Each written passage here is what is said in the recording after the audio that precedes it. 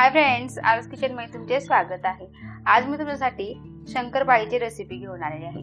शंकरपाळी करताना बघा नेहमी आपली रेसिपी फसते, तेलात विरघळतात किंवा खूप कडक होतात आणि खुसखुशीत होत नाही।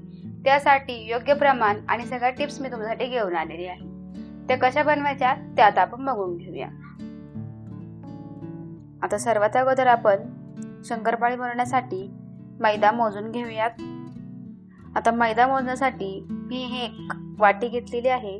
त्या वाटीने मी 4 वाटी एवढा मैदा मोजून घेतलेला आहे। तुमच्या घरातली कुठलीही वाटी तुम्ही सेट करू शकता आणि त्या एकाच वाटीने सगळं प्रमाण तुम्ही घेऊ शकता, म्हणजे तुमचं प्रमाण व्यवस्थित येईल आणि शंकरपाळीची रेसिपी तुमची परफेक्ट जमेल। आता हा मैदा आपण बाजूला ठेवूया आणि शंकरपाळीचं पीठ मळण्यासाठी आपण इथे परात घेऊयात। आता ही परात मी इथे घेतलेली आहे। आता आपण या परातीमध्ये ज्या वाटीने आपण 4 वाटी मैदा मोजून घेतला त्याच वाटीने इथे आपल्याला अर्धी वाटी एवढं तूप घ्यायचं आहे। तर हे तूप मी वितळवून घेतलेलं आहे, खूप जास्तही गरम केलेलं नाही। आता तूप इथे टाकून घेतलेलं आहे। आता त्याच वाटीने 1 वाटी पिठी साखर आपल्याला घ्यायची आहे। आता ही पिठी साखर आणि तूप आपल्याला व्यवस्थित हाताने असं फेटून घ्यायचं आहे, म्हणजे याने काय होईल, आपली शंकरपाळी एकदम बिस्किटाप्रमाणे खुसखुशीत होईल। आता तुम्ही इथं बघू शकता हे आपलं व्यवस्थित फेटून झालेलं आहे। आता त्याचप्रमाणे आपण त्याच वाटीने अर्धी वाटी दूध टाकून घेऊया आणि दूधही आपल्याला इथं व्यवस्थित मिक्स करायचं आहे।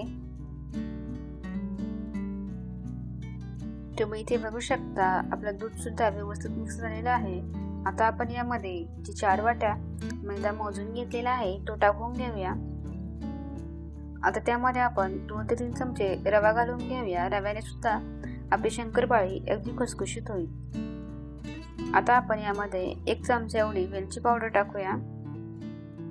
आता अगोदर आपल्याला हे सर्व दुधामध्ये असंच मिक्स करायचं आहे आणि मग आपल्याला थोडं थोडं नॉर्मल पाणी घालून हे व्यवस्थित असं मळून घ्यायचं आहे।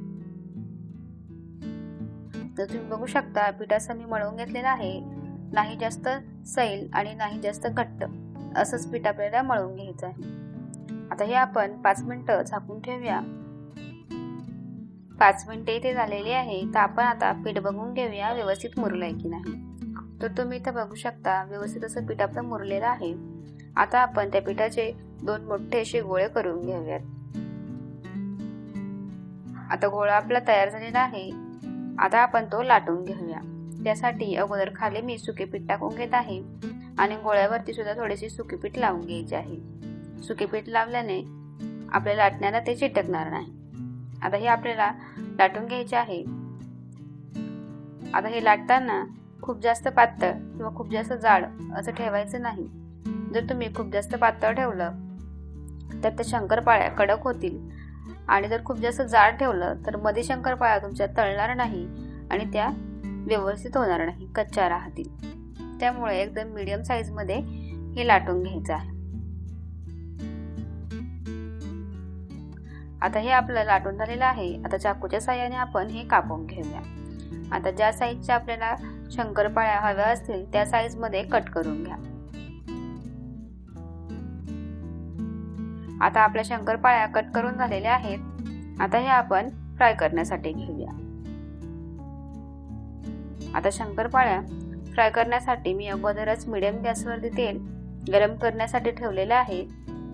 आता आपण शंकरपाळ्या ज्या तयार करून घेतलेल्या आहे त्या झाऱ्यामध्ये घेऊया आणि थोड्या थोड्या करून यामध्ये टाकूयात। झाऱ्याने सोडल्याने काय होईल, आपल्या अंगावरती तेल उडणार नाही आणि आपल्याला टाकायला सुद्धा सोप्या जातील। आता याला टच करायचं नाहीये, थोड्या वेळाने या आपोआपच वरती येतील।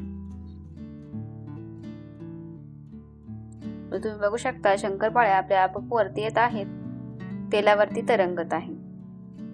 आता याला आपण झाऱ्याने पलटून आणि व्यवस्थित अशा फ्राय करून घ्यायच्या आहे। शंकरपाळ्या आपल्याला एकदम मीडियम गॅसवरतीच फ्राय करायच्या आहे। जर तुम्ही गॅस जर मोठ्या गॅसवरती तळून घेतल्या तर त्या बाहेरून ब्राऊन होतात आणि आतून कच्च्या राहतात। काही जणांची कंप्लेंट असते की आमच्या शंकरपाळ्या किंवा करंज्या तेलकट राहतात. त्यासाठी तुम्ही काय करा, ज्या वेळेस शंकरपाळ्या तळल्या असतील त्यावेळेस काढताना गॅस मोठा करा आणि मग शंकरपाळ्या किंवा करंज्या काढा. तुमच्या शंकरपाळ्या आणि करंज्या अजिबात तेलकट राहणार नाही. आता या फ्राय झालेल्या आहे. आपण यांना एका प्लेटमध्ये काढून घेऊया आणि याचप्रमाणे बाकीच्या राहिलेल्या शंकरपाळ्या आपण तळून घेऊयात.